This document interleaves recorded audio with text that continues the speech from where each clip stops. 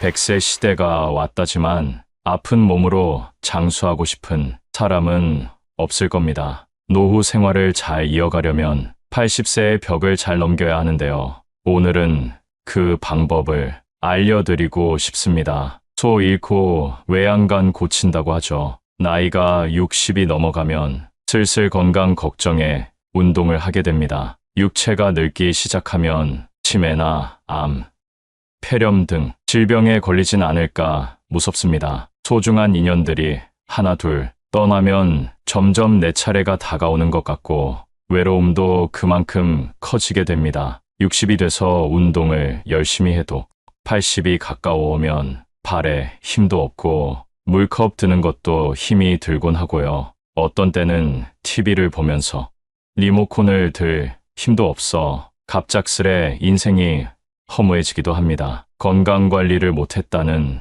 늦은 후회는 의미가 없습니다. 더 일찍부터 관리하지 않으면 정말 끔찍한 노후가 우리를 기다립니다. 만약 이 영상을 보고 있는 분들이 50대라면 큰 행운입니다. 60대여도 운수가 좋으시네요. 노후 준비의 전부는 운동이 아닙니다. 오늘의 지혜를 주변 지인들에게도 공유해보세요. 우리에게 노화가 오면 그야말로 힘없는 노인이 되고 뼈와 근육이 약해지니 관절염을 달고 살기도 합니다. 이럴 경우 가장 큰 문제가 뭘까요? 바로 일상생활에 악영향을 끼친다는 점입니다. 평소대로 걷는 것도 힘들고 계단을 오르내리기가 막막해지면 이제 정말 나이가 들었구나 생각하게 되는데요. 사실 되돌아보면 이런 증상은 보통 40대부터 시작됩니다. 기억을 떠올려 보세요. 그때는 날아다녔다고요? 그렇지 않습니다. 40대가 들어서면서 점점 몸의 회복이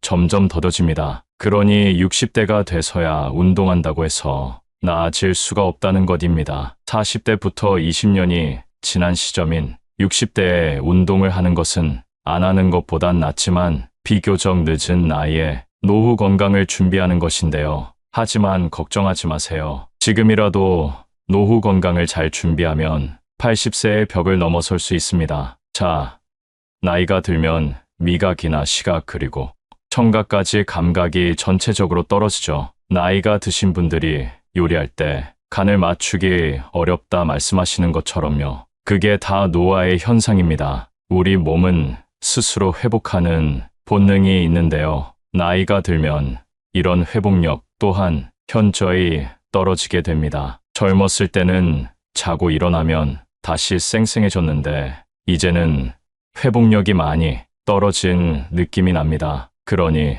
우리 몸의 노화를 늦추고 건강을 유지하는 제일 빠른 방법은 이 영상을 본 오늘부터라도 운동을 시작하는 것입니다. 초반에 운동이 건강의 전부는 아니라고 말씀드렸죠. 우리 몸이 건강하려면 정신적으로도 건강해야 되는데요. 오늘은 운동을 통한 건강관리보다 우리 마음을 수련하는 것에 집중하고 싶습니다. 그 첫 번째, 배우자에게 잘하자. 아무리 효자, 효녀를 자식으로 둬도 진정한 내 편은 배우자입니다. 아플 때나 외로울 때 가끔씩 얼굴만 비치는 자녀들보다는 함께 생활하는 배우자가 더 든든한 버팀목입니다. 자식들도 물론 나를 걱정하지만 그저 생각뿐일 수도 있습니다. 또한 자식들은 자기들의 이익을 계산하는 성향이 있습니다. 재산이 많은 아버지가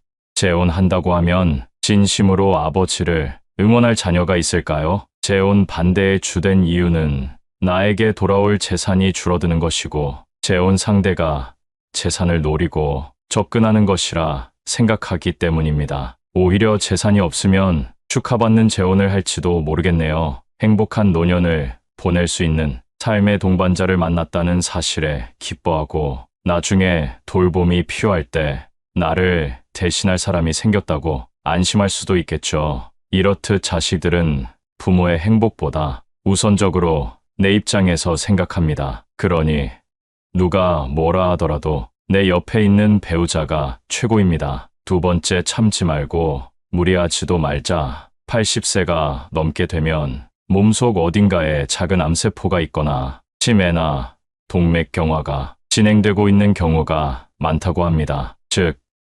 80세가 넘은 사람은 겉으로 보기에 건강해 보이더라도 완전히 건강한 상태는 아니라는 말입니다. 젊었을 때 운동을 통해 미리 대비하는 것은 도움이 되지만 상대적으로 80 이후부터는 비교적 도움이 되지 않을 수 있습니다. 그러니 체중을 관리한다고 과도하게 굶거나 심한 운동을 하는 것은 바람직하지 않습니다. 약간의 체중 증가는 장수에 도움이 될 수도 있다고 합니다. 운동을 과하게 하면 활성산소를 생성하기 때문에 노화를 촉진할 수 있습니다. 운동이 하고 싶다면 가벼운 산책으로도 괜찮습니다. 나이가 들기 시작하면 역시 제일 걱정되는 것이 치매인데요. 치매는 현대의학으로 완전히 치료할 수 없는 질환 중 하나입니다. 이에 따라 전문가들은 다양한 치매 예방법을 권장하고 있습니다. 손과 입을 바쁘게 움직이기, 적극적인 두뇌 활동을 통한 기억력과 학습 습관 개발, 금연과 금주는 당연하고 식습관을 개선하고 적절하게 운동해줘야 합니다. 아무래도 치매는 현대의학으로 완전히 치료할 수 없는 질환이기 때문에 조금이라도 젊었을 때 이런 예방법을 통해 두뇌 건강을 유지하려는 노력을 하시면 좋겠습니다.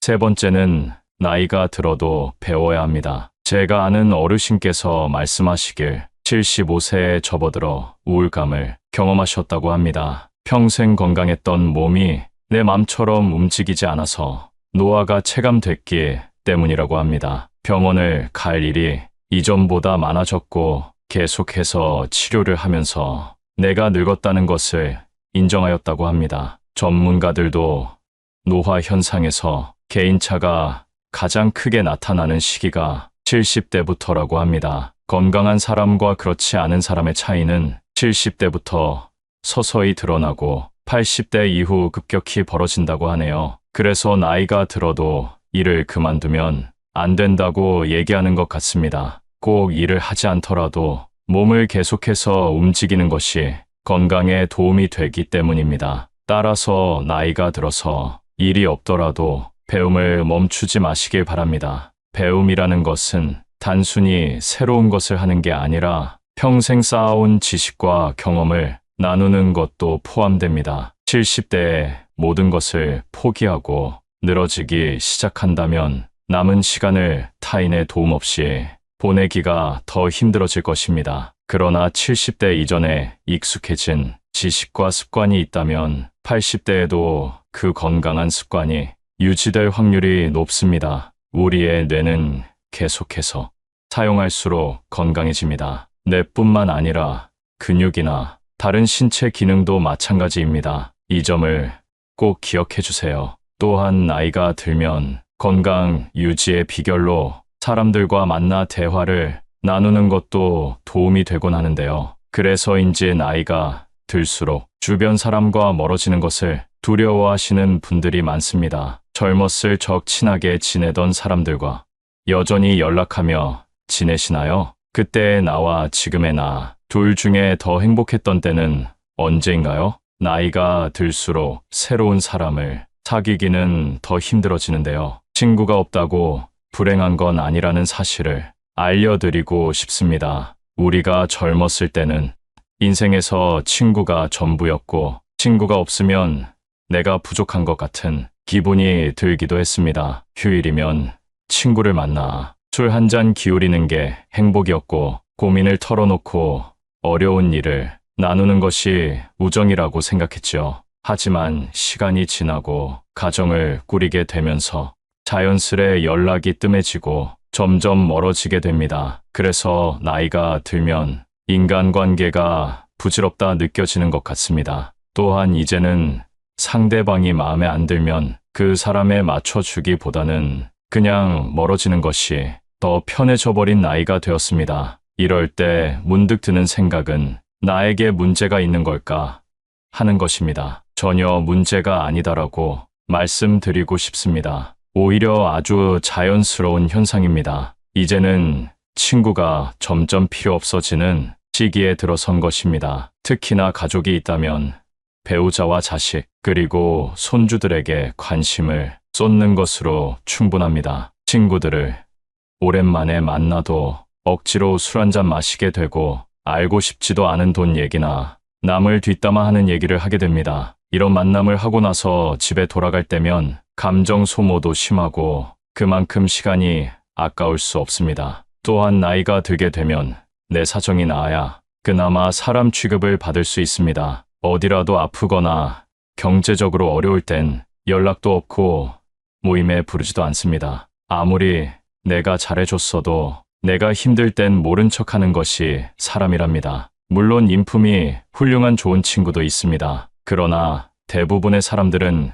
가식적으로 살아갑니다. 내가 잘 되면 뒤에서는 배 아파하고 질투하는 사람이 대다수입니다. 남에게 필요 이상으로 잘해주고 상처받지 마세요. 이런 이유 때문에 굳이 내 시간과 돈을 써가면서 사람들을 만나는 것보다 차라리 혼자서 즐겁게 살아가는 것이 속 편하고 즐겁다라고 말씀하는 분들이 많습니다. 사람들을 만나면 에너지가 생기는 줄 알았는데 혼자 있는 것만으로도 삶에 활력이 생기는 순간도 있습니다. 억지로 만나고 이어온 인간관계를 놓으면서 그에 대한 스트레스가 사라지기 때문입니다. 아무리 친한 친구가 있다 하더라도 가족만큼 나를 생각하진 않을 겁니다. 당장 내가 아파서 입원을 해서 간호할 사람이 필요하면 친구가 올까요?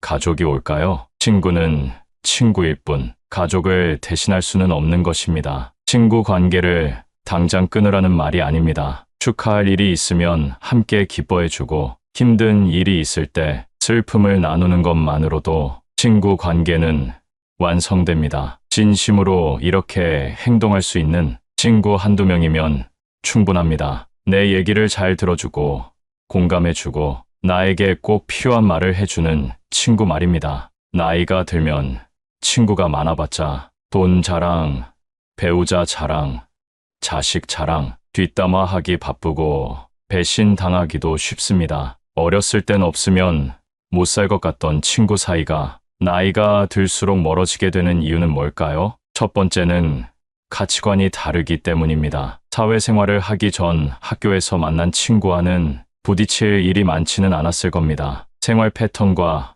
학교라는 울타리 안에서 만나 같은 교육을 받았기 때문입니다. 성인이 되고 얘기를 하다 보면 나와는 다른 생각을 하는 것을 느끼곤 하는데요. 그게 바로 나이를 먹으며 생기는 가치관이라는 것입니다. 이게 굳어져 버리면 서로 의견 충돌이 생기게 되고 친구가 싫어지고 멀리하고 싶어지는 것입니다. 학교에 다닐 때는 싫어도 얼굴을 보기 때문에 금방 화해할 수 있었지만 이제는 안 보면 안 볼 수 있는 나이가 되었습니다. 나와 뜻이 맞지 않으면 안 보면 그만이라는 생각으로 행동하게 되고 그렇게 멀어지는 것입니다. 사람은 절대 안 바뀐다라는 말이 있습니다. 일단 성인이 되고 가치관이 달라 틀어지게 되면 다시는 가까워지기가 어렵습니다. 이런 사람과 만나봐야 내 입만 아프고 감정 소모만 하게 되니 아쉬울 것이 없어지는 것이지요. 아주 자연스러운 현상이니 상심하지 마시고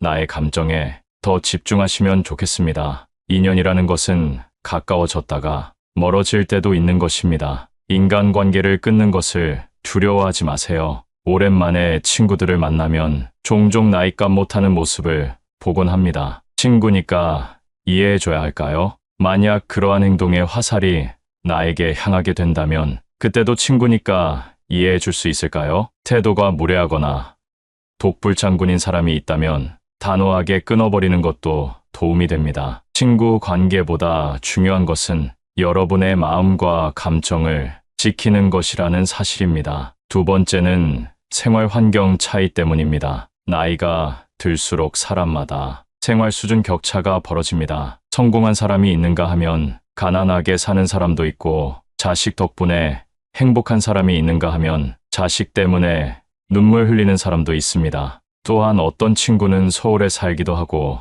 어떤 친구는 지방에 살기도 합니다. 이렇게 살다 보면 자연스럽게 생활 환경이 차이나게 되고 그만큼 관심 분야나 대화 주제도 달라지게 되는 것입니다. 젊었을 때 친구가 결혼하게 되면 연락이 뜸해지고 결혼한 친구들끼리 만나고 미혼인 친구들끼리만 만나는 것과 같습니다. 생활 수준이나 환경에 따라 내가 할 수 있는 말들이 바뀌게 되는 것입니다. 인간 관계는 공감대 형성이 기본이기 때문에 공감대가 다른 사람과는 어울리기가 쉽지 않습니다. 친구와 경제적으로 차이 날 때도 마찬가지입니다. 여유가 있는 친구가 가난한 친구를 만나면 혹시라도 부담을 주고 상처가 되지 않을까 눈치 보게 됩니다. 같이 쇼핑을 하러 가더라도 구매하는 상품의 금액대가 차이 나고 방문하는 상점도 다를 수밖에 없기 때문에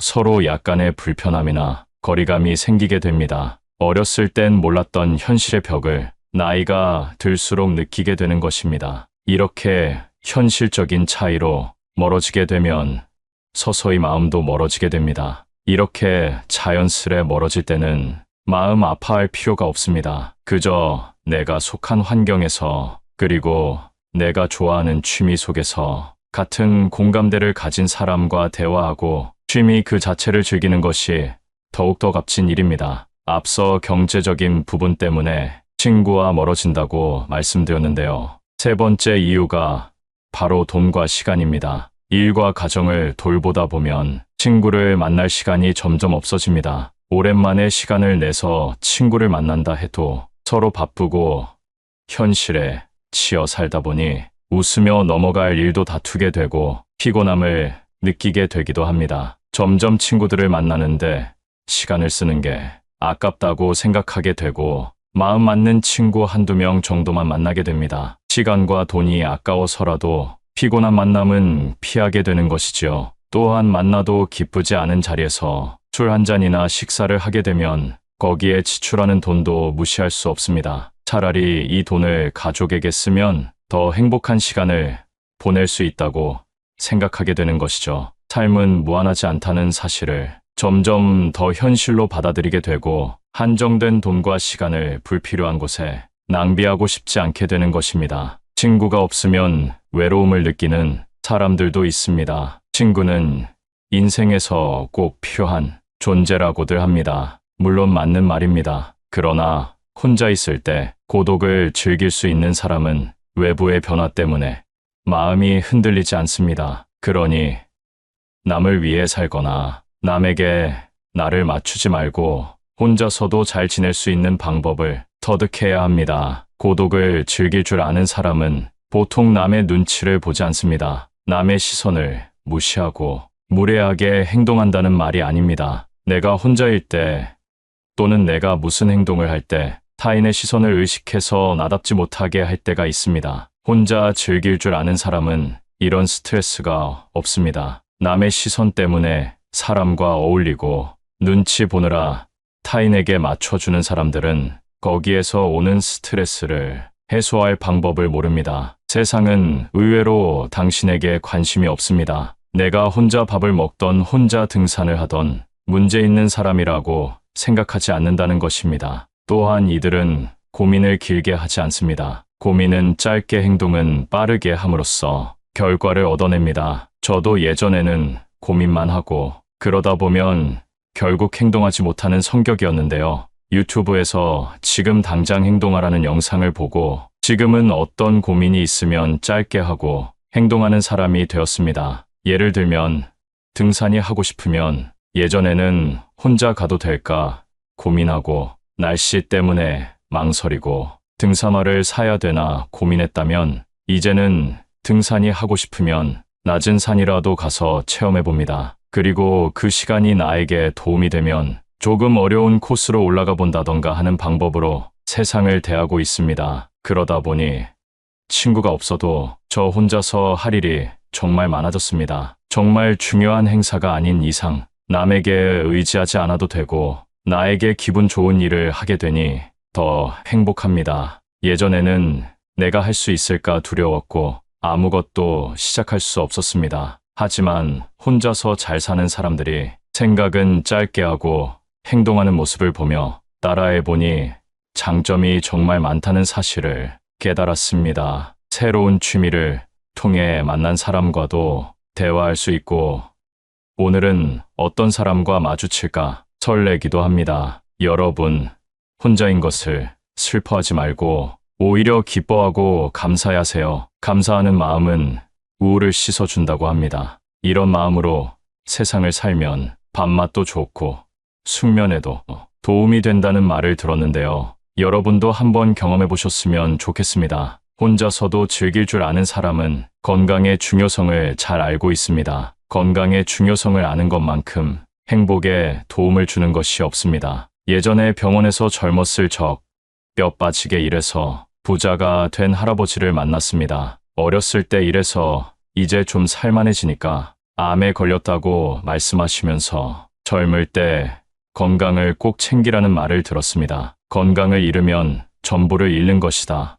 라는 말이 있습니다. 아마 몸이 좀 약하신 분들은 더 공감하실 겁니다. 나이가 들수록 운동이랑 멀어져 있는 분들이 많습니다. 시작하기가 부담돼서 그런 것인데요. 운동이 몸에 좋으니까 무리해서라도 운동하시라는 말씀이 아닙니다. 생활에 필요한 근력을 채워줄 정도만 하시면 됩니다. 그 시작은 걷기로 해보세요. 의외로 걷기가 근력 향상에 도움이 된다는 사실을 알고 계신가요? 아침에 일어나 식사 전 10분 정도 걷고 점심 후에 스트레칭하고 걸어주는 것만으로도 생활에 필요한 근력이 생기고 심혈관 건강에도 큰 도움을 준다고 합니다. 참고로 운동이란 내 체력에 알맞게 해야 된다는 사실 알고 계시죠? 절대 무리하지 마시고 처음에는 내가 할 수 있는 것보다 더 가볍게 시작해보세요. 그렇게 습관이 잡히면 매일매일 걷는 여러분은 발견하실 겁니다. 운동은 신체적 건강에 초점을 맞췄다면 정신적인 건강에 도움이 되는 행동도 있습니다.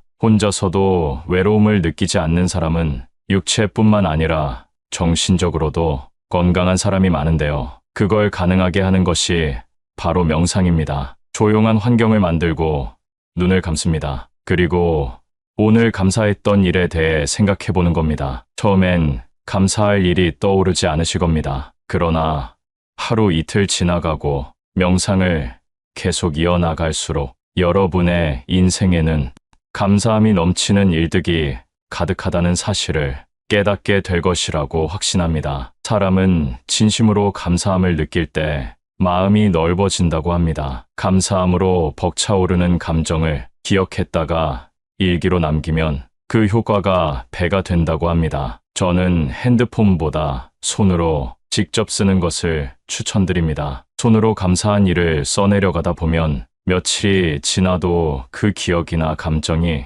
남아있음을 느낄 수 있습니다. 그러나 필기할 시간이 정말 안 난다 하시는 분들은 핸드폰 메모장에라도 남겨보세요. 핸드폰으로 작성하면 좋은 것은 몇 년이 지나도 조금만 올려보면 정확히 어느 때에 어떤 감정을 느꼈는지 다시금 떠올릴 수 있다는 장점이 있습니다. 아직 안 해보셨으면 꼭 해보시기를 권장드립니다. 이런 행동들을 통해 내가 혼자 있어도 건강한 육체와 정신을 갖고 행복을 느낄 수 있게 되는 것입니다. 내면이 풍요로워지기 때문입니다. 내면이 풍요로워지게 되면 만족하는 방법을 압니다. 그래서 외로움 때문에 사람을 찾아다니지 않습니다. 억지로 관계를 맺기 위해 희생하지 않습니다. 남에게 스트레스 받느니 스스로를 위해 꼭 한번 시간을 보내보세요. 앞으로 혼자 있는 시간이 자연스러워질 것이고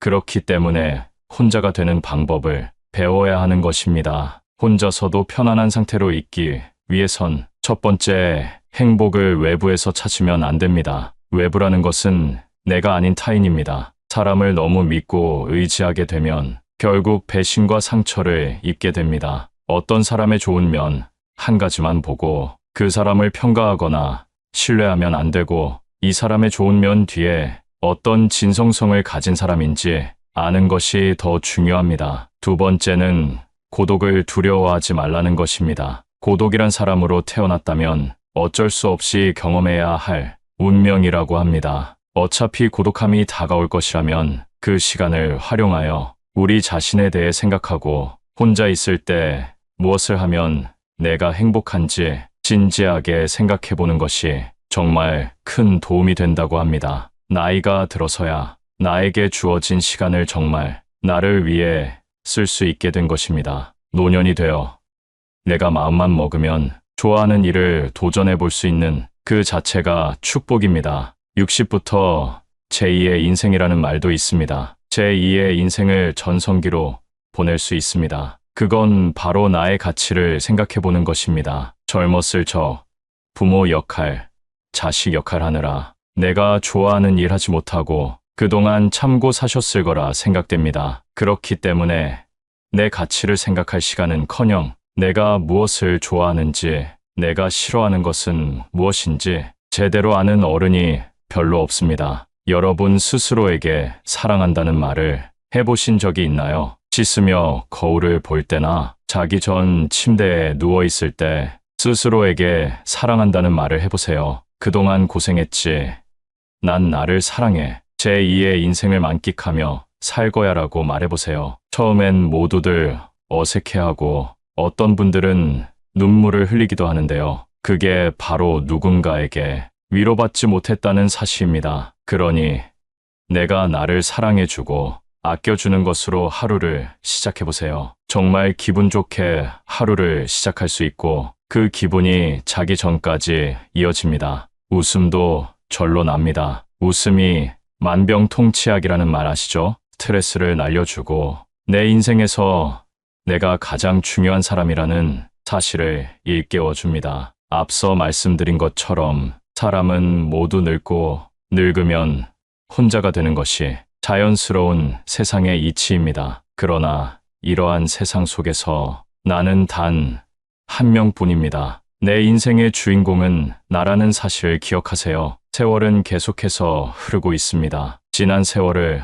아쉬워하지 말고 내 진짜 행복을 찾아보세요. 많은 사람들이 70을 앞두고 후회하는 부분이 있다고 하는데요. 젊음을 꽃피우던 그때로 돌아간다면 이것을 꼭 해보고 싶다고 답합니다. 첫 번째, 자유롭게 살아보는 것. 나이가 들수록 지난 날들에 대한 후회가 남기 마련입니다. 그 중에서도 많은 사람들이 하는 후회는 바로 나는 더 자유롭게 살았어야 했다는 것입니다. 왜 이런 후회를 하는 것일까요? 그 이유는 살면서 많은 책임이나 의무에 얽매여 살아왔기 때문입니다. 예를 들면 우리는 가족이나 직장 그리고 사회적인 시선이라는 틀 안에서 살아가게 됩니다. 이렇게 살아가는 것이 당연하다고 생각하고 젊을 때는 우리에게 무한한 시간과 가능성이 있다고 착각하게 됩니다. 하지만 나이가 들면서 현실의 벽을 느끼고 시간은 한정되어 있다는 사실을 깨닫게 됩니다. 우리는 후회를 남기지 않기 위해 용기를 내야 할 필요가 있습니다. 이제부터라도 자유롭게 살기 위한 방법으로 남을 너무 의식하지 않고 사는 삶을 살아보는 것도 좋을 것 같네요. 두 번째, 억누르고 살아왔던 것. 어렸을 때부터 감정을 억누르는 방법을 배우고 참고 살아야 된다는 말들을 많이 들어왔습니다. 그러다 보니 내가 표현해야 할 때 표현하지 못하고 나중에 되돌아보면서 왜 그때 참고 넘어갔을까 후회하는 일들이 많습니다. 그리고 남과 충돌하는 것을 피하기 위해 그냥 참고 넘어가는 경우도 많습니다. 하지만 필요할 때는 표현해야 하는 법입니다. 여러분도 살면서 마음속에 맺힌 것들이 많을 텐데요. 누구에게도 말 못할 응어리진 것들을 댓글로라도 풀어내보세요. 마음이 조금은 편해질 것입니다. 세 번째, 베풀고 나누며 살고 싶다. 우리는 베풀고 나누는 것, 그리고 기부에 대해 금전적인 것으로만 생각할 때가 있습니다. 하지만 베풀고 나누는 것은 내가 가진 재능을 가지고도 할 수 있고 봉사를 통해서도 할 수 있습니다. 또한 가족이나 친구 같은 가까운 관계에 있는 사람들에게 관심을 갖고 도움을 주는 것도 베풀고 나누는 것이 됩니다. 베풀고 나누는 것에 대해 너무 어렵게만 생각하지 말고 내가 가진 것을 마음이 가는 곳에 나누며 살아간다면 더 의미 있는 삶이 될 것입니다. 네 번째, 타인에게 지나치게 간섭할 것. 많은 사람들이 남의 일에 참견하고 훈수를 두는 것을 좋아합니다. 과거의 경험을 가지고 현재를 살아가고 있는 사람들에게 조언을 하려는 것은 위험할 수 있습니다. 또한 시대가 급변함에 따라 남에게 관심을 갖는 것보다 나를 위해 현재를 사는 것이 더 유익하다고 생각하는 사람들이 많아지고 있습니다. 상대를 위해서 간섭했지만 상대방 입장에서는 그게 기분이 나쁠 수도 있고 그래서 사이가 멀어지는 경우도 종종 있습니다. 이런 일들은 부모, 자식 간에도 일어나는 일입니다. 그렇기 때문에 아무리 자식일지라도 지나치게 개입하는 것보다 상대방의 모습을 그 자체로 이해하려는 자세를 갖는다면 나중에 이런 후회를 줄일 수 있을 것입니다. 5번째, 있을 때 저축하고 아껴 쓸 것. 많은 사람들이 자신은 한없이 돈을 벌 수 있고 일할 수 있을 것이라고 착각합니다. 사람이라면 언젠가는 은퇴할 시기가 있다는 사실을 기억하세요. 싫어도 흘러가는 것이 세월이고 그렇게 다가오는 것이 노후 생활입니다. 현재의 만족과 보상 심리 때문에 지나친 소비를 하는 것은 위험합니다. 또한 자녀들의 사업이나 교육에 지원하는 것을 노후 준비로 생각하는 것도 위험합니다. 자녀와 나의 삶은 분리해서 보는 것이 현명한 노후 준비를 위해 도움이 될 것입니다. 조금이라도 벌 수 있고 모을 수 있을 때 저축하세요. 조금씩이라도 늘어나는 통장 잔고를 보면서 소박한 기쁨을 느껴보는 것도 좋은 방법입니다. 6번째, 관대한 마음으로 살 것. 지나온 삶을 돌이켜보면 너무나도 엄격한 기준으로 살아온 것 같아 후회가 남습니다. 요즘에는 특히 타인에게 너무 엄격한 기준을 가지고 판단하는 세상이 된 것 같지 않나요? 내로남불이 기본이 되어버린 세상에서 우리의 삶의 의미를 더하기 위해서 타인과 나에게 조금 관대한 마음으로 사는 것은 어떨까요? 우리는 융통성을 가지고 삶을 바라본다면 마음의 여유를 되찾을 수 있을 겁니다. 7번째, 지나간 과거에 너무 집착하지 말자. 지난 일에 대한 후회와 집착으로 현재의 나를 힘들게 하는 경우가 많습니다. 사람은 안 좋은 일을 생각하면 계속해서 우울해집니다. 스스로를 병들게 하지 마세요. 100세 시대가 왔다지만 아픈 몸으로 장수하고 싶은 사람은 없을 겁니다. 노후 생활을 잘 이어가려면 80세의 벽을 잘 넘겨야 하는데요. 오늘은 그 방법을 알려드리고 싶습니다. 소 잃고 외양간 고친다고 하죠. 나이가 60이 넘어가면 슬슬 건강 걱정에 운동을 하게 됩니다. 육체가 늙기 시작하면 치매나 암, 폐렴 등 질병에 걸리진 않을까 무섭습니다. 소중한 인연들이 하나 둘 떠나면 점점 내 차례가 다가오는 것 같고 외로움도 그만큼 커지게 됩니다. 60이 돼서 운동을 열심히 해도 80이 가까워오면 발에 힘도 없고 물컵 드는 것도 힘이 들곤 하고요. 어떤 때는 TV를 보면서 리모컨을 들 힘도 없어 갑작스레 인생이 허무해지기도 합니다. 건강관리를 못했다는 늦은 후회는 의미가 없습니다. 더 일찍부터 관리하지 않으면 정말 끔찍한 노후가 우리를 기다립니다. 만약 이 영상을 보고 있는 분들이 50대라면 큰 행운입니다. 60대여도 운수가 좋으시네요. 노후 준비의 전부는 운동이 아닙니다. 오늘의 지혜를 주변 지인들에게도 공유해보세요. 우리에게 노화가 오면 그야말로 힘없는 노인이 되고 뼈와 근육이 약해지니 관절염을 달고 살기도 합니다. 이럴 경우 가장 큰 문제가 뭘까요? 바로 일상생활에 악영향을 끼친다는 점입니다. 평소대로 걷는 것도 힘들고 계단을 오르내리기가 막막해지면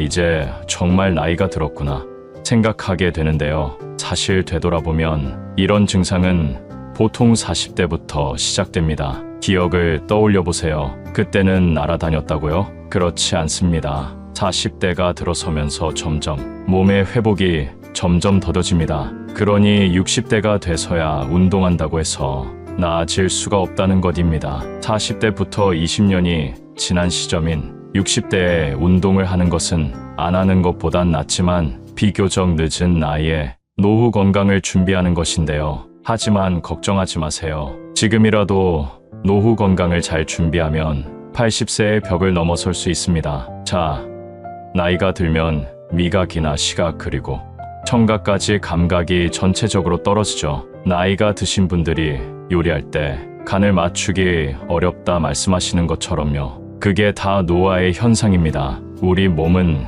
스스로 회복하는 본능이 있는데요. 나이가 들면 이런 회복력 또한 현저히 떨어지게 됩니다. 젊었을 때는 자고 일어나면 다시 쌩쌩해졌는데 이제는 회복력이 많이 떨어진 느낌이 납니다. 그러니 우리 몸의 노화를 늦추고 건강을 유지하는 제일 빠른 방법은 이 영상을 본 오늘부터라도 운동을 시작하는 것입니다. 초반에 운동이 건강의 전부는 아니라고 말씀드렸죠. 우리 몸이 건강하려면 정신적으로도 건강해야 되는데요. 오늘은 운동을 통한 건강관리보다 우리 마음을 수련하는 것에 집중하고 싶습니다. 그 첫 번째, 배우자에게 잘하자. 아무리 효녀를 자식으로 둬도 진정한 내 편은 배우자입니다. 아플 때나 외로울 때 가끔씩 얼굴만 비치는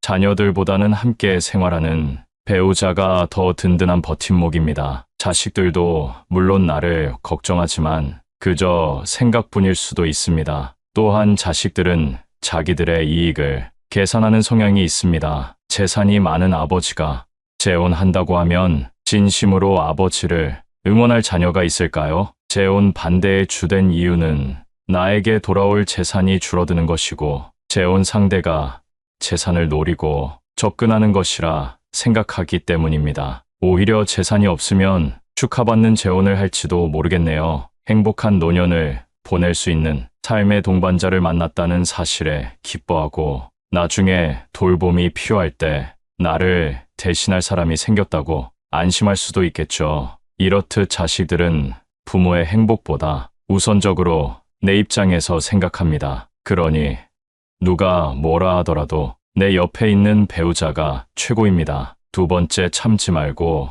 무리하지도 말자. 80세가 넘게 되면 몸속 어딘가에 작은 암세포가 있거나 치매나 동맥경화가 진행되고 있는 경우가 많다고 합니다. 즉, 80세가 넘은 사람은 겉으로 보기에 건강해 보이더라도 완전히 건강한 상태는 아니라는 말입니다. 젊었을 때 운동을 통해 미리 대비하는 것은 도움이 되지만 상대적으로 80 이후부터는 비교적 도움이 되지 않을 수 있습니다. 그러니 체중을 관리한다고 과도하게 굶거나 심한 운동을 하는 것은 바람직하지 않습니다. 약간의 체중 증가는 장수에 도움이 될 수도 있다고 합니다. 운동을 과하게 하면 활성산소를 생성하기 때문에 노화를 촉진할 수 있습니다. 운동이 하고 싶다면 가벼운 산책으로도 괜찮습니다. 나이가 들기 시작하면 역시 제일 걱정되는 것이 치매인데요. 치매는 현대의학으로 완전히 치료할 수 없는 질환 중 하나입니다. 이에 따라 전문가들은 다양한 치매 예방법을 권장하고 있습니다. 손과 입을 바쁘게 움직이기, 적극적인 두뇌 활동을 통한 기억력과 학습 습관 개발, 금연과 금주는 당연하고 식습관을 개선하고 적절하게 운동해줘야 합니다. 아무래도 치매는 현대의학으로 완전히 치료할 수 없는 질환이기 때문에 조금이라도 젊었을 때 이런 예방법을 통해 두뇌 건강을 유지하려는 노력을 하시면 좋겠습니다.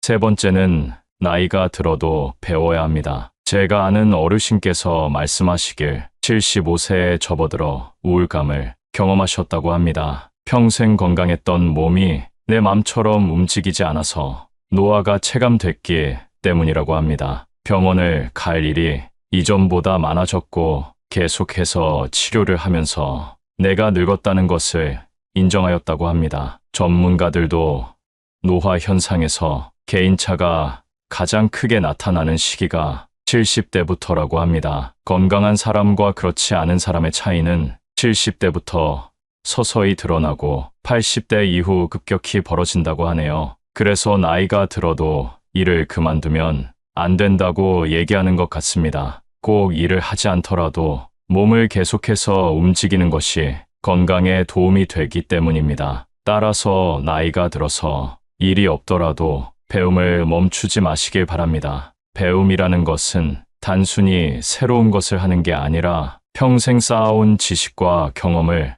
나누는 것도 포함됩니다. 70대에 모든 것을 포기하고 늘어지기 시작한다면 남은 시간을 타인의 도움 없이 보내기가 더 힘들어질 것입니다. 그러나 70대 이전에 익숙해진 지식과 습관이 있다면 80대에도 그 건강한 습관이 유지될 확률이 높습니다. 우리의 뇌는 계속해서 사용할수록 건강해집니다. 뇌뿐만 아니라 근육이나 다른 신체 기능도 마찬가지입니다. 이 점을 꼭 기억해 주세요. 또한 나이가 들면 건강 유지의 비결로 사람들과 만나 대화를 나누는 것도 도움이 되곤 하는데요. 그래서인지 나이가 들수록 주변 사람과 멀어지는 것을 두려워하시는 분들이 많습니다. 젊었을 적 친하게 지내던 사람들과 여전히 연락하며 지내시나요? 그때의 나와 지금의 나, 둘 중에 더 행복했던 때는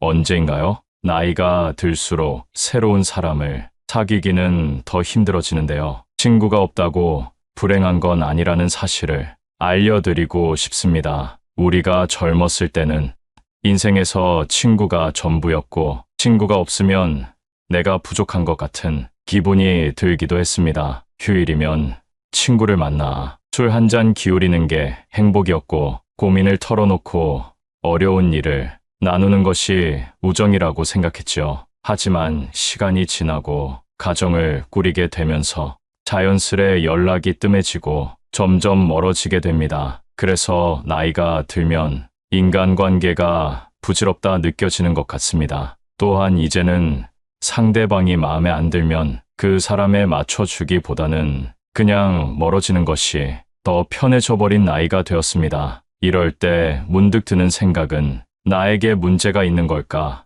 하는 것입니다. 전혀 문제가 아니다라고 말씀드리고 싶습니다. 오히려 아주 자연스러운 현상입니다. 이제는 친구가 점점 필요 없어지는 시기에 들어선 것입니다. 특히나 가족이 있다면 배우자와 자식 그리고 손주들에게 관심을 쏟는 것으로 충분합니다. 친구들을 오랜만에 만나도 억지로 술 한잔 마시게 되고 알고 싶지도 않은 돈 얘기나 남을 뒷담화하는 얘기를 하게 됩니다. 이런 만남을 하고 나서 집에 돌아갈 때면 감정 소모도 심하고 그만큼 시간이 아까울 수 없습니다. 또한 나이가 들게 되면 내 사정이 나아야 그나마 사람 취급을 받을 수 있습니다. 어디라도 아프거나 경제적으로 어려울 땐 연락도 없고 모임에 부르지도 않습니다. 아무리 내가 잘해줬어도 내가 힘들 땐 모른 척하는 것이 사람이랍니다. 물론 인품이 훌륭한 좋은 친구도 있습니다. 그러나 대부분의 사람들은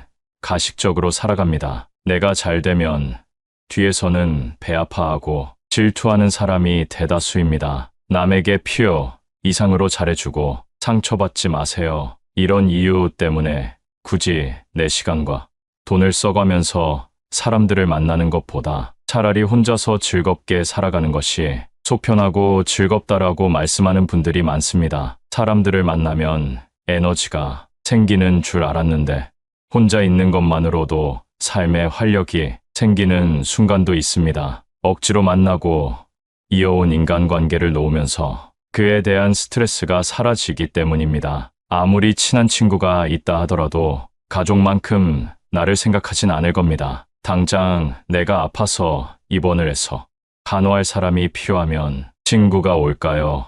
가족이 올까요? 친구는 친구일 뿐 가족을 대신할 수는 없는 것입니다. 친구 관계를 당장 끊으라는 말이 아닙니다. 축하할 일이 있으면 함께 기뻐해주고 힘든 일이 있을 때 슬픔을 나누는 것만으로도 친구 관계는 완성됩니다. 진심으로 이렇게 행동할 수 있는 친구 한두 명이면 충분합니다. 내 얘기를 잘 들어주고 공감해주고 나에게 꼭 필요한 말을 해주는 친구 말입니다. 나이가 들면 친구가 많아봤자 돈 자랑, 배우자 자랑, 자식 자랑, 뒷담화하기 바쁘고 배신 당하기도 쉽습니다. 어렸을 땐 없으면 못 살 것 같던 친구 사이가 나이가 들수록 멀어지게 되는 이유는 뭘까요? 첫 번째는 가치관이 다르기 때문입니다. 사회생활을 하기 전 학교에서 만난 친구와는 부딪힐 일이 많지는 않았을 겁니다. 생활 패턴과 학교라는 울타리 안에서 만나 같은 교육을 받았기 때문입니다. 성인이 되고 얘기를 하다 보면 나와는 다른 생각을 하는 것을 느끼곤 하는데요. 그게 바로 나이를 먹으며 생기는 가치관이라는 것입니다. 이게 굳어져 버리면 서로 의견 충돌이 생기게 되고 친구가 싫어지고 멀리하고 싶어지는 것입니다. 학교에 다닐 때는 싫어도 얼굴을 보기 때문에 금방 화해할 수 있었지만 이제는 안 보면 안 볼 수 있는 나이가 되었습니다. 나와 뜻이 맞지 않으면 안 보면 그만이라는 생각으로 행동하게 되고 그렇게 멀어지는 것입니다. 사람은 절대 안 바뀐다라는 말이 있습니다. 일단 성인이 되고 가치관이 달라 틀어지게 되면 다시는 가까워지기가 어렵습니다. 이런 사람과 만나봐야 내 입만 아프고 감정 소모만 하게 되니 아쉬울 것이 없어지는 것이지요. 아주 자연스러운 현상이니 상심하지 마시고 나의 감정에 더 집중하시면 좋겠습니다. 인연이라는 것은 가까워졌다가 멀어질 때도 있는 것입니다. 인간관계를 끊는 것을 두려워하지 마세요. 오랜만에 친구들을 만나면 종종 나이값 못하는 모습을 보곤 합니다. 친구니까 이해해줘야 할까요? 만약 그러한 행동의 화살이 나에게 향하게 된다면 그때도 친구니까 이해해줄 수 있을까요? 태도가 무례하거나 독불장군인 사람이 있다면 단호하게 끊어버리는 것도 도움이 됩니다. 친구 관계보다 중요한 것은 여러분의 마음과 감정을 지키는 것이라는 사실입니다. 두 번째는 생활 환경 차이 때문입니다. 나이가 들수록 사람마다 생활 수준 격차가 벌어집니다. 성공한 사람이 있는가 하면 가난하게 사는 사람도 있고 자식 덕분에 행복한 사람이 있는가 하면 자식 때문에 눈물 흘리는 사람도 있습니다. 또한 어떤 친구는 서울에 살기도 하고 어떤 친구는 지방에 살기도 합니다. 이렇게 살다 보면 자연스럽게 생활 환경이 차이나게 되고 그만큼 관심 분야나 대화 주제도 달라지게 되는 것입니다. 젊었을 때 친구가 결혼하게 되면 연락이 뜸해지고 결혼한 친구들끼리 만나고 미혼인 친구들끼리만 만나는 것과 같습니다. 생활 수준이나 환경에 따라 내가 할 수 있는 말들이 바뀌게 되는 것입니다. 인간 관계는 공감대 형성이 기본이기 때문에 공감대가 다른 사람과는 어울리기가 쉽지 않습니다. 친구와 경제적으로 차이날 때도 마찬가지입니다. 여유가 있는 친구가 가난한 친구를 만나면 혹시라도 부담을 주고 상처가 되지 않을까 눈치 보게 됩니다. 같이 쇼핑을 하러 가더라도 구매하는 상품의 금액대가 차이나고 방문하는 상점도 다를 수밖에 없기 때문에 서로 약간의 불편함이나 거리감이 생기게 됩니다. 어렸을 땐 몰랐던 현실의 벽을 나이가 들수록 느끼게 되는 것입니다. 이렇게 현실적인 차이로 멀어지게 되면 서서히 마음도 멀어지게 됩니다. 이렇게 자연스레 멀어질 때는 마음 아파할 필요가 없습니다. 그저 내가 속한 환경에서 그리고 내가 좋아하는 취미 속에서 같은 공감대를 가진 사람과 대화하고 취미 그 자체를 즐기는 것이 더욱더 값진 일입니다. 앞서 경제적인 부분 때문에 친구와 멀어진다고 말씀드렸는데요. 세 번째 이유가 바로 돈과 시간입니다. 일과 가정을 돌보다 보면 친구를 만날 시간이 점점 없어집니다. 오랜만에 시간을 내서 친구를 만난다 해도 서로 바쁘고 현실에 치여 살다 보니 웃으며 넘어갈 일도 다투게 되고 피곤함을 느끼게 되기도 합니다. 점점 친구들을 만나는데 시간을 쓰는 게 아깝다고 생각하게 되고 마음 맞는 친구 한두 명 정도만 만나게 됩니다. 시간과 돈이 아까워서라도 피곤한 만남은 피하게 되는 것이지요. 또한 만나도 기쁘지 않은 자리에서 술 한 잔이나 식사를 하게 되면 거기에 지출하는 돈도 무시할 수 없습니다. 차라리 이 돈을 가족에게 쓰면 더 행복한 시간을 보낼 수 있다고 생각하게 되는 것이죠. 삶은 무한하지 않다는 사실을 점점 더 현실로 받아들이게 되고 한정된 돈과 시간을 불필요한 곳에 낭비하고 싶지 않게 되는 것입니다. 친구가 없으면 외로움을 느끼는 사람들도 있습니다. 친구는 인생에서 꼭 필요한 존재라고들 합니다. 물론 맞는 말입니다. 그러나 혼자 있을 때 고독을 즐길 수 있는 사람은 외부의 변화 때문에 마음이 흔들리지 않습니다. 그러니 남을 위해 살거나 남에게 나를 맞추지 말고 혼자서도 잘 지낼 수 있는 방법을 터득해야 합니다. 고독을 즐길 줄 아는 사람은 보통 남의 눈치를 보지 않습니다. 남의 시선을 무시하고 무례하게 행동한다는 말이 아닙니다. 내가 혼자일 때 또는 내가 무슨 행동을 할 때 타인의 시선을 의식해서 나답지 못하게 할 때가 있습니다. 혼자 즐길 줄 아는 사람은 이런 스트레스가 없습니다. 남의 시선 때문에 사람과 어울리고 눈치 보느라 타인에게 맞춰주는 사람들은 거기에서 오는 스트레스를 해소할 방법을 모릅니다. 세상은 의외로 당신에게 관심이 없습니다. 내가 혼자 밥을 먹던 혼자 등산을 하던 문제 있는 사람이라고 생각하지 않는다는 것입니다. 또한 이들은 고민을 길게 하지 않습니다. 고민은 짧게, 행동은 빠르게 함으로써 결과를 얻어냅니다. 저도 예전에는 고민만 하고 그러다 보면 결국 행동하지 못하는 성격이었는데요. 유튜브에서 지금 당장 행동하라는 영상을 보고 지금은 어떤 고민이 있으면 짧게 하고 행동하는 사람이 되었습니다. 예를 들면 등산이 하고 싶으면 예전에는 혼자 가도 될까 고민하고 날씨 때문에 망설이고 등산화를 사야 되나 고민했다면 이제는 등산이 하고 싶으면 낮은 산이라도 가서 체험해 봅니다. 그리고 그 시간이 나에게 도움이 되면 조금 어려운 코스로 올라가 본다던가 하는 방법으로 세상을 대하고 있습니다. 그러다 보니 친구가 없어도 저 혼자서 할 일이 정말 많아졌습니다. 정말 중요한 행사가 아닌 이상 남에게 의지하지 않아도 되고 나에게 기분 좋은 일을 하게 되니 더 행복합니다. 예전에는 내가 할 수 있을까 두려웠고 아무것도 시작할 수 없었습니다. 하지만 혼자서 잘 사는 사람들이 생각은 짧게 하고 행동하는 모습을 보며 따라해보니 장점이 정말 많다는 사실을 깨달았습니다. 새로운 취미를 통해 만난 사람과도 대화할 수 있고 오늘은 어떤 사람과 마주칠까 설레기도 합니다. 여러분, 혼자인 것을 슬퍼하지 말고 오히려 기뻐하고 감사하세요. 감사하는 마음은 우울을 씻어준다고 합니다. 이런 마음으로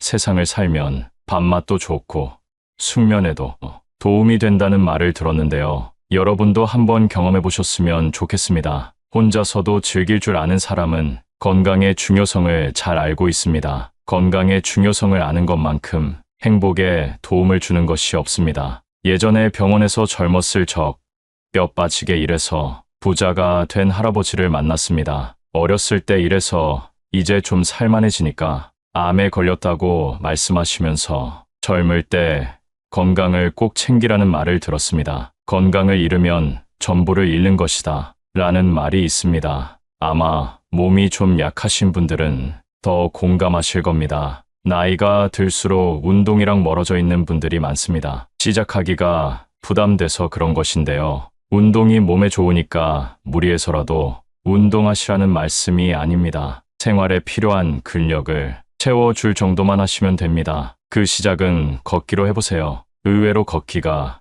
근력 향상에 도움이 된다는 사실을 알고 계신가요? 아침에 일어나 식사 전 10분 정도 걷고 점심 후에 스트레칭하고 걸어주는 것만으로도 생활에 필요한 근력이 생기고 심혈관 건강에도 큰 도움을 준다고 합니다. 참고로 운동이란 내 체력에 알맞게 해야 된다는 사실 알고 계시죠? 절대 무리하지 마시고 처음에는 내가 할 수 있는 것보다 더 가볍게 시작해보세요. 그렇게 습관이 잡히면 매일매일 걷는 여러분은 발견하실 겁니다. 운동은 신체적 건강에 초점을 맞췄다면 정신적인 건강에 도움이 되는 행동도 있습니다. 혼자서도 외로움을 느끼지 않는 사람은 육체뿐만 아니라 정신적으로도 건강한 사람이 많은데요. 그걸 가능하게 하는 것이 바로 명상입니다. 조용한 환경을 만들고 눈을 감습니다. 그리고 오늘 감사했던 일에 대해 생각해 보는 겁니다. 처음엔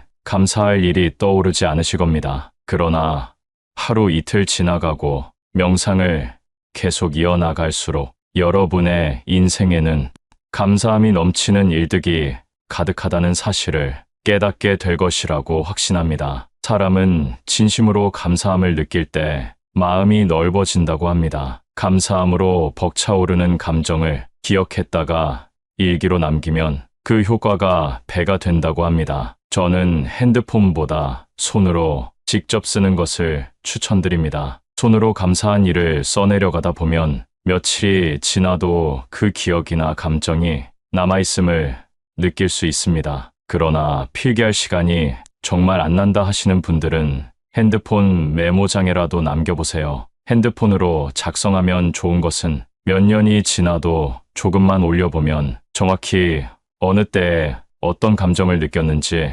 다시금 떠올릴 수 있다는 장점이 있습니다. 아직 안 해보셨으면 꼭 해보시기를 권장드립니다. 이런 행동들을 통해 내가 혼자 있어도 건강한 육체와 정신을 갖고 행복을 느낄 수 있게 되는 것입니다. 내면이 풍요로워지기 때문입니다. 내면이 풍요로워지게 되면 만족하는 방법을 압니다. 그래서 외로움 때문에 사람을 찾아다니지 않습니다. 억지로 관계를 맺기 위해 희생하지 않습니다. 남에게 스트레스 받느니 스스로를 위해 꼭 한번 시간을 보내보세요. 앞으로 혼자 있는 시간이 자연스러워질 것이고 그렇기 때문에 혼자가 되는 방법을 배워야 하는 것입니다. 혼자서도 편안한 상태로 있기 위해선 첫 번째, 행복을 외부에서 찾으면 안 됩니다. 외부라는 것은 내가 아닌 타인입니다. 사람을 너무 믿고 의지하게 되면 결국 배신과 상처를 입게 됩니다. 어떤 사람의 좋은 면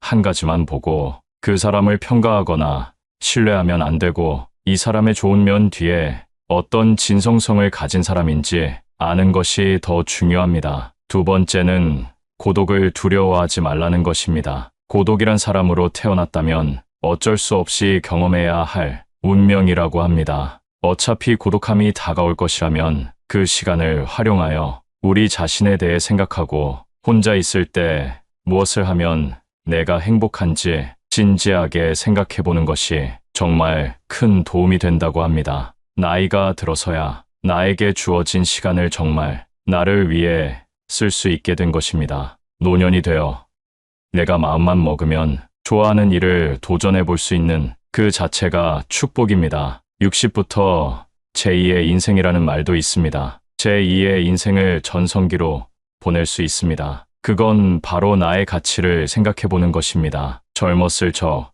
부모 역할, 자식 역할 하느라 내가 좋아하는 일 하지 못하고 그동안 참고 사셨을 거라 생각됩니다. 그렇기 때문에 내 가치를 생각할 시간은커녕 내가 무엇을 좋아하는지, 내가 싫어하는 것은 무엇인지 제대로 아는 어른이 별로 없습니다. 여러분 스스로에게 사랑한다는 말을 해보신 적이 있나요? 씻으며 거울을 볼 때나 자기 전 침대에 누워있을 때 스스로에게 사랑한다는 말을 해보세요. 그동안 고생했지. 난 나를 사랑해. 제2의 인생을 만끽하며 살 거야라고 말해보세요. 처음엔 모두들 어색해하고 어떤 분들은 눈물을 흘리기도 하는데요. 그게 바로 누군가에게 위로받지 못했다는 사실입니다. 그러니 내가 나를 사랑해주고 아껴주는 것으로 하루를 시작해보세요. 정말 기분 좋게 하루를 시작할 수 있고 그 기분이 자기 전까지 이어집니다. 웃음도 절로 납니다. 웃음이 만병통치약이라는 말 아시죠? 스트레스를 날려주고 내 인생에서 내가 가장 중요한 사람이라는 사실을 일깨워줍니다. 앞서 말씀드린 것처럼 사람은 모두 늙고 늙으면 혼자가 되는 것이 자연스러운 세상의 이치입니다. 그러나 이러한 세상 속에서 나는 단 한 명뿐입니다. 내 인생의 주인공은 나라는 사실을 기억하세요. 세월은 계속해서 흐르고 있습니다. 지난 세월을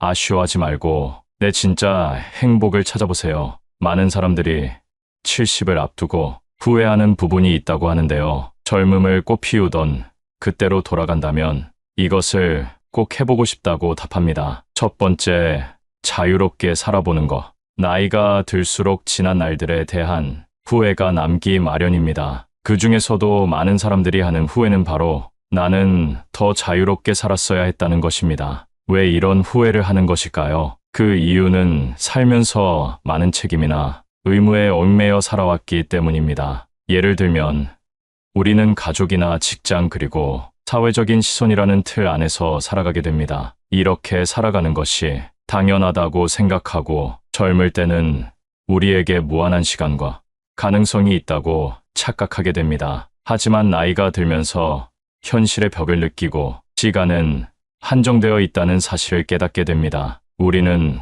후회를 남기지 않기 위해 용기를 내야 할 필요가 있습니다. 이제부터라도 자유롭게 살기 위한 방법으로 남을 너무 의식하지 않고 사는 삶을 살아보는 것도 좋을 것 같네요. 두 번째, 억누르고 살아왔던 것. 어렸을 때부터 감정을 억누르는 방법을 배우고 참고 살아야 된다는 말들을 많이 들어왔습니다. 그러다 보니 내가 표현해야 할 때 표현하지 못하고 나중에 되돌아보면서 왜 그때 참고 넘어갔을까 후회하는 일들이 많습니다. 그리고 남과 충돌하는 것을 피하기 위해 그냥 참고 넘어가는 경우도 많습니다. 하지만 필요할 때는 표현해야 하는 법입니다. 여러분도 살면서 마음속에 맺힌 것들이 많을 텐데요. 누구에게도 말 못할 응어리진 것들을 댓글로라도 풀어내보세요. 마음이 조금은 편해질 것입니다. 세 번째,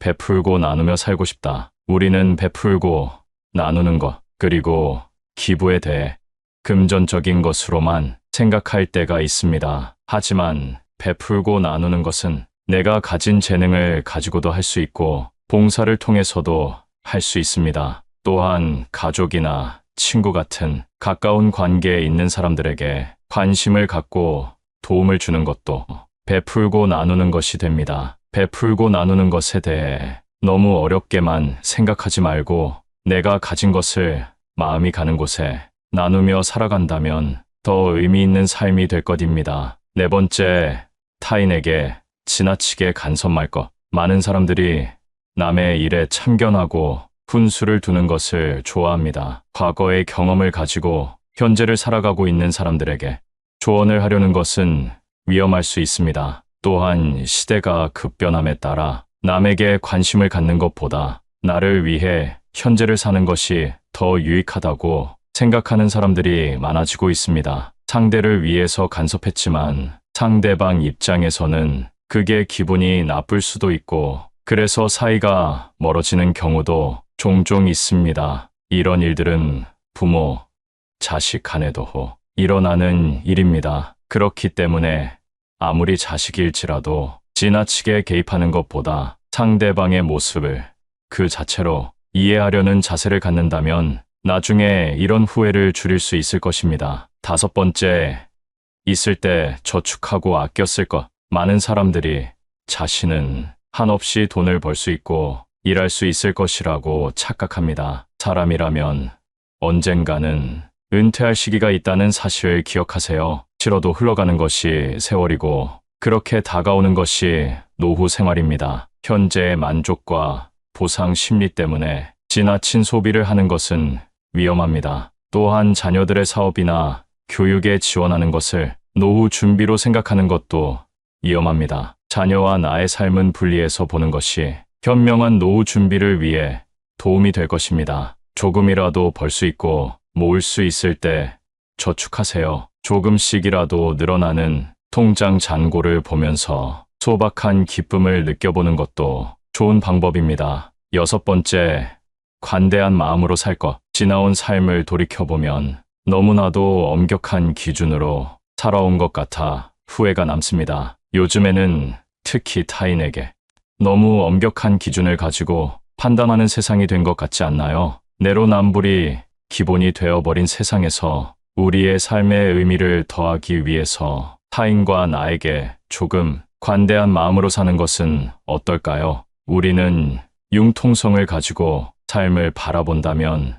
마음의 여유를 되찾을 수 있을 겁니다. 일곱 번째, 지나간 과거에 너무 집착하지 말자. 지난 일에 대한 후회와 집착으로 현재의 나를 힘들게 하는 경우가 많습니다. 사람은 안 좋은 일을 생각하면 계속해서 우울해집니다. 스스로를 병들게 하지 마세요. 백미러를 보면서 운전을 할 수 있나요? 우리는 나아갈 길을 바라보고 다가올 일에 대한 대비를 해야 합니다. 긍정적인 사람은 지난 일에 미련을 두지 않는다고 합니다. 그리고 성공한 사람들은 실수로부터 배우는 것이 있다고 얘기합니다. 사람은 누구나 실수를 하는 존재라는 것을 기억하세요. 조급하게 생각하지 말고 더 나은 미래를 준비해 보세요. 그러면 세월이 흐르고 언젠가 노후 생활이 현실이 됐을 때 더욱 행복한 삶을 보낼 수 있을 겁니다. 재혼은 반드시 깨진다는 말이 있습니다. 다시는 결혼 안 할 거야라고 하지만 재혼, 이혼, 삼혼, 사혼 이런 경우가 굉장히 많다고 합니다. 요즘 나는 솔로, 돌싱 프로그램이 인기입니다. 평범한 사람들의 이혼이 늘고 있다는 것을 알 수 있는데요. 혼자만의 시간을 즐기고 나 자신 외에는 신경 쓰지 않으면서 시간을 보내려고 생각합니다. 하지만 마음먹은 것과는 다르게 가족과 친구가 있어도 내 바로 옆에 동반자가 없음으로 인해 외로운 감정이 문득문득 들어와 중년에 재혼을 하는 사람이 많다고 합니다. 여기서 문제는 또다시 비슷한 이유로 헤어지는 경우가 많다고 하는데요. 그것도 재혼 이혼이 초혼 이혼보다 압도적으로 빠르다고 합니다. 그래서 대부분 사람들은 재혼은 하지 말고 그냥 취미 생활을 같이 할 수 있는 친구로 또는 애인 관계로 가볍게 지내라고들 합니다. 서로가 어디까지 얼마나 이해를 할 수 있는지 충분히 생각해도 늦지 않음에도 만나자마자 확 불타오릅니다. 감정에 따라 재혼을 성급하게 결심합니다. 만난 지 얼마 되지도 않았는데 운명처럼 느껴져 놓치기 싫어집니다. 사랑만으로는 결혼을 유지할 수 없다는 것을 알고 있었지만 그 기억이 사라져 재혼한다는 말도 있습니다. 그만큼 판단력도 인내력도 흐려졌다는 이야기입니다. 하지만 뜨겁게 만나 사랑해도 왜 또 같은 이유로 헤어지게 될까요? 대부분의 사람들이 말리는 재혼, 왜 그렇게 반대하는지 알 수 있도록 재혼 전에 절대적으로 생각해야 할 내용에 대해 지금 바로 알려드리겠습니다. 재혼을 결심하게 되는 이유 중 하나는 상대의 장점이 단점보다 더 많아 보이기 때문입니다. 그리고 가족 중 누구보다 나를 생각해주고 다정하기도 하고 한없이 맞춰주는 모습에 재혼을 결심합니다. 이와 관련된 짧은 사연 하나 들려드리겠습니다. 한 여자가 전 남편의 주사로 인해 이혼을 했습니다. 재혼을 결심한 남자는 나 술 잘 안 먹는다. 연애 때에도 술을 잘 안 먹었다고 합니다. 결혼을 했는데 결혼을 하자마자 일주일에 3일 내내 매일같이 술을 마시고 새벽에 잠도 안 자고 주사를 부리는데 내가 이전에 겪었기 때문에 이 사람을 더 이해해줘야지 하는 게 아니라 어차피 못 살 거니까 바로 이혼을 결정했다는 것입니다. 그래서 이런 사연을 들으면 들을수록 상대의 조건에 대해 이야기를 안 할 수가 없습니다. 현재 재혼을 결심한 상대의 조건을 어디까지 따져봤는지 생각해봐야 합니다. 결혼은 현실이라는 것을 이미 경험해봤기 때문에 이전보다 더 냉철하고 꼼꼼하게 따져보고 결정해야 합니다. 내가 다시 만난 운명 같은 사랑이 금방 식어버린다면 이전보다 더 큰 슬픔이 올 수도 있습니다. 단순히 나를 진심으로 좋아해주기 때문에 재혼 결심을 했다면 위험할 수 있습니다. 내 가족에게, 자식에게 어떻게 대하는지, 말과 행동은 어떤지 유심히 살펴봐야 합니다. 헤어지려고 결혼하는 사람은 없습니다. 재혼도 마찬가지로 이전 결혼보다 더 행복할 거라는 꿈으로부터 비롯되었을 것입니다. 이 달콤한 꿈에서 깨지 않으려면 사랑이 모든 것을 해결해 줄 거라는 것에서 벗어나야 합니다. 그래서 기본적으로 혼자 되는 법을 배워야 하는 것입니다. 요즘은 80대 할아버지도 유튜브를 시청하는 그런 세상입니다. 그만큼 혼자서 할 수 있는 것들이 주변에는 많이 있습니다. 가까운 주변만 돌아봐도 혼자서도 취미 활동을 할 수 있게 잘 갖춰져 있습니다. 혼자 외로움 느끼며 하루하루 시간 보내지 말고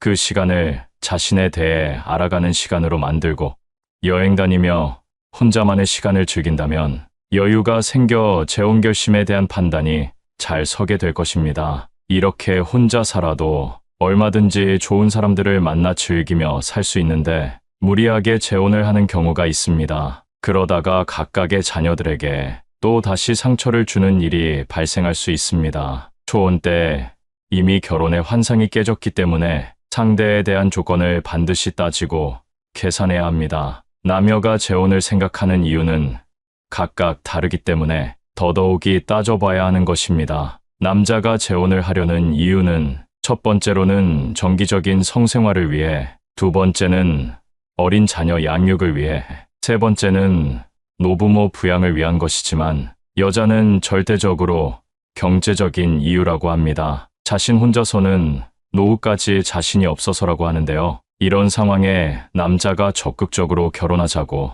한 달에 꼬박꼬박 300만 원 이상 주겠다 하면 그것만 믿고 재혼을 했다가 혼자 양말을 빨고 집을 청소하면서 내가 이러려고 결혼했나 하는 생각을 많이 하게 된다고 합니다. 또 재혼할 때 자녀로 인한 문제도 상당합니다. 이런 것을 볼 때 재혼은 사랑만으로 될 문제가 아니라는 것입니다. 여기서 오는 혼란이 참 많이 있습니다. 내 자식처럼 똑같이 대하겠다고 하지만 재혼 후 이혼을 원하는 사람들의 이야기를 들어보면 이유가 자녀에 대한 차별 문제였습니다. 옷 사준 비용과 학원 비용 등을 계산했더니 5배, 10배 이상 차이가 났다. 그러니 이혼을 원한다는 것입니다. 또한 여기서 나의 자존감까지 낮은 상태라면 문제는 더욱 심각해집니다. 상대가 갑의 입장에 있다면 재혼은 다시 생각해봐야 합니다. 자존감이 낮아지면 낮아질수록 내 주변에는 이상한 사람만 꼬여 있습니다. 내가 을의 입장이면 상대가 떠날까봐 매일 불안하고 오라고 하면 오고 가라고 하면 가고 그런 연애를 하면서도 쉽사리 헤어지지도 못합니다. 하지만 현재 이것을 보고 계신다면 빠르게 정리하는 것이 좋습니다. 그래서 혼자 되는 법을 배우고 시행해 보라고 한 것입니다. 중년의 삶을 축하할 때 이제는 꽃길만 걷자라는 표현을 하기도 합니다. 이처럼 꽃길만 걷는 삶을 사는 사람들을 보면 작은 일이라도 하면서 돈을 벌기도 하고 혼자 할 수 있는 취미를 찾아 즐기기도 합니다. 그리고 건강 유지를 위해 운동은 필수입니다. 혼자서 하고 싶은 것을 찾아서 시간을 보냅니다. 타인의 시선을 의식하지도 에너지를 낭비하지도 않습니다. 나의 외로움과 공허함을 타인을 만나 채우려고 하지 않습니다. 이렇게 꽃길만 걷는 연습을 하다 보면 어느새 자유를 찾아 더 좋은 만남을 하고 있을 것입니다. 그리고 앞서 말했던 판단력과 인내력, 기억력을 잘 사용할 수 있는 능력이 생기게 될 것입니다. 재혼의 목적을 잃지 않고 나 자신을 우선으로 생각한다면 절대 아무나 만나지 않게 될 것입니다. 아니면 한 사람과 친구처럼 10년 이상 유지하다가 이제는 같이 살아도 되겠다 싶으면 그때는 재혼을 생각해 보시는 것을 추천합니다. 현재 좋은 만남을 갖고 있는 분들에게 진심 어린 응원을 보냅니다. 세상 모든 사람들이 시행착오를 겪고 살아가는 법입니다.